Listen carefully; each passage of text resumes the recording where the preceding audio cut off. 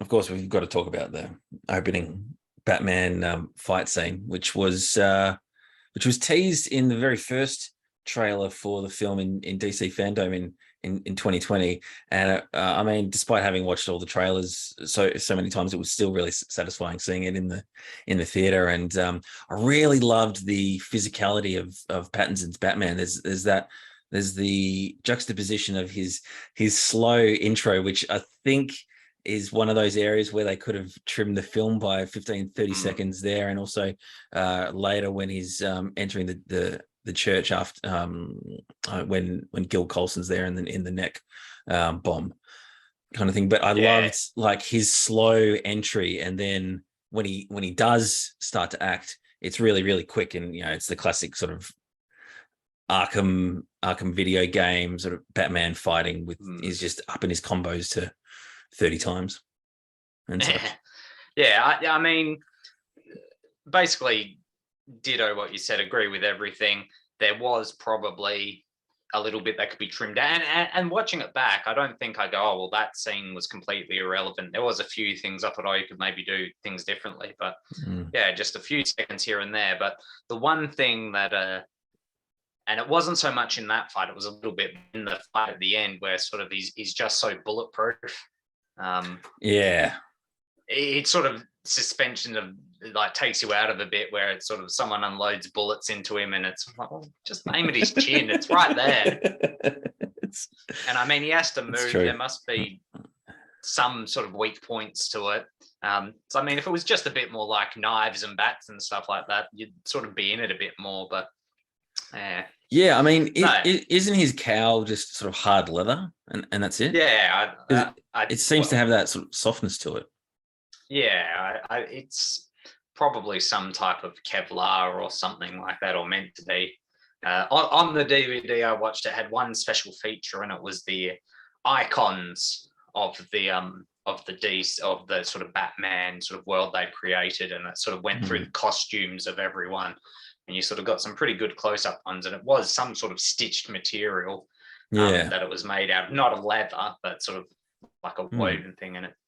It was fairly interesting. It was only a sort of 5-minute thing, but it's an interesting suit to look at. But when you realize the absolute pounding he takes in this film, like he gets electrocuted, he's bouncing off buses and cars after the glider sequence. That was like, cool sequence, but like, I mean, that would kill anyone. I don't care what type of suit you're wearing. You sort of plunk into a bus like that, you'd be lucky to still be breathing.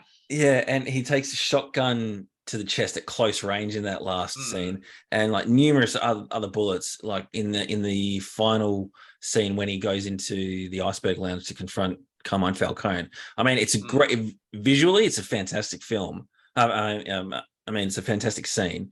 But if you just count the number of bullets that are just aimed directly at him, it's a wonder that he walked out of there, really. Almost like he had plot armor. And that's the strongest armor of all. Indeed. Just staying on Pattinson's Batman for a moment, I loved the focus on his eyes so much. Great eye acting by Robert Pattinson. Hats off to you.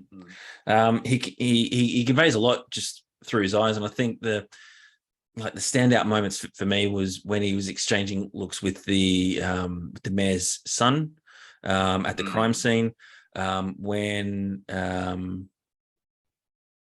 at the very end when one of Riddler's henchmen says, "I'm vengeance," and that sort of the reality that's dawning on him, revelation in his eyes, and also when he's in Riddler's apartment towards the end of the film, and he thinks that Riddler knows who he is, and just the horror in his eyes, and he says to Gordon that this whole Batman thing might have come to the end.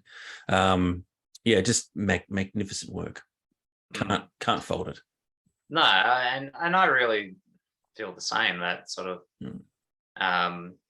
it was superb. I think sort of maybe when it was first announced, sort of people were a bit, Twilight actor, not going to be good. But no, I think he hit it out of the park.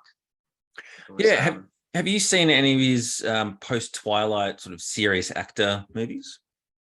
can't say that I have. Well, nothing that Hmm. comes to mind, but Yeah. yeah, I There's a suppose I couldn't name one, so I don't know if they were critically successful or I'm just really out of it.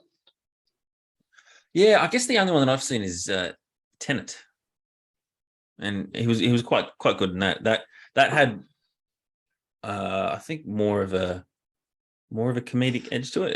It's ironic that that's probably more of a Bruce Wayne persona in that film that he had than in this one. Well, like the traditional Bruce Wayne persona that people come to expect. Yeah, like the millionaire playboy, whereas he's more of the Yeah, aloof millionaire. yeah. Yeah. Because Matt Reeves says that he took inspiration from Kurt Cobain and his sort of relationship with fame in his in the way that he portrayed Bruce Wayne as this reclusive billionaire, I guess Yeah. billionaire in this day and age. Yeah. Yeah, yeah. But overall, I think he did a wonderful job. Definitely. Yeah, yeah.